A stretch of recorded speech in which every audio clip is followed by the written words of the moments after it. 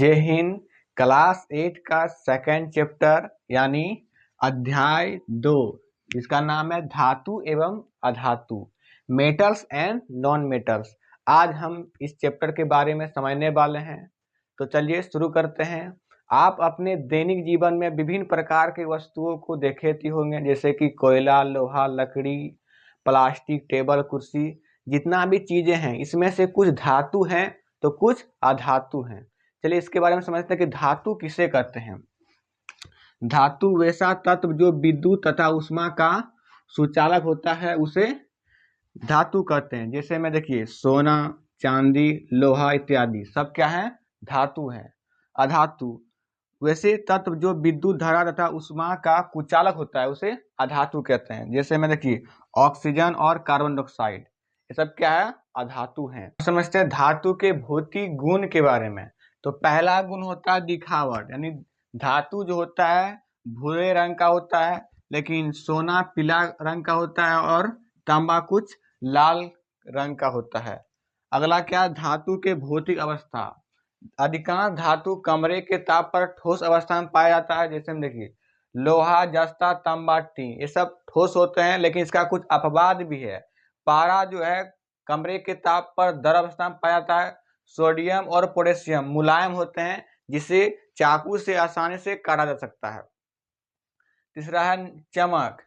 अधिकांश धातु में चमक होता है। धातु में चमक होता है, इसी चमक को धात्विक चमक कहते हैं। अब इसका अगला देखते हैं।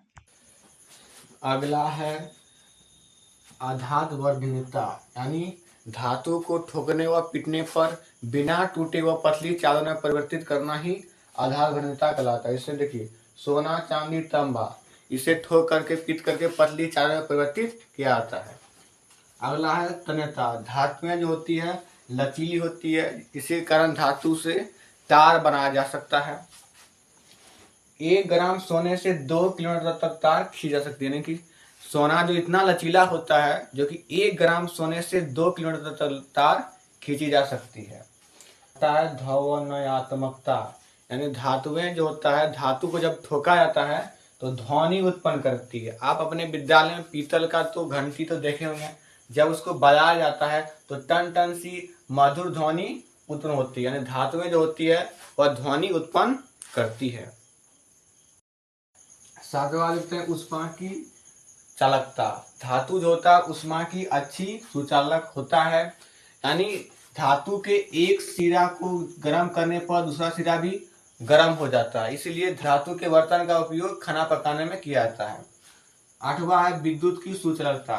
धातु जो होती है विद्युत की अच्छी चालक होती है। जैसे देखिए चांदी, तांबा, एल्युमिनियम, सोना आदि, ये सब विद्युत की अच्छी चालक होता है, लेकिन सबसे अच्छी चालक चांदी होता है। लेकिन चांदी महंगा होने के कारण चांदी का तार का उपयोग नहीं किया जाता है, इसके बदले तांबा का तार का उपयोग किया जाता है। धातुओं के भौतिक गुणधर्म तो देख लिए, अब देखते हैं अधातुओं के भौतिक गुणधर्म। तो पहला होता है निष्प्रभा, यानी अधातुएं जो होता है वो निष्प्रभा होता है, इसमें चमक नहीं होता है। अधातुएं गैर चमकदार होते हैं, लेकिन इसका अपवाद क्या है? ग्रेफाइट एवं आयोडीन, यह चमकीले होते हैं। दूसरा है भंगुरता। भंगुरता का मतलब होता है टूटने योग्य। अधातुएं जो होता है ठोकने पीटने पर आसानी से टूट जाते हैं, भंगुर हो जाते हैं। इसका अपवाद क्या है? हीरा। हीरा दुनिया का सबसे कठोर पदार्थ है जो कि ठोकने पीटने पर आसानी से नहीं टूटता है। कठोर के साथ साथ ये चमकीला भी है। तीसरा है ध्वनि उत्पन्न नहीं करता है। अधातुएं ठोकने पीटने पर मधुर ध्वनि उत्पन्न नहीं करता है। चौथा है विद्युत का कुचालक, यानी अधातुएं जो होता है विद्युत का कुचालक होता है, लेकिन ग्रेफाइट एक ऐसा एकमात्र अधातु है जो कि विद्युत का सुचालक है, यानी इसमें करंट प्रवाह होता है। पांचवा है ऊष्मा की कुचालकता। अधातुएं ऊष्मा की कुचालक होती है।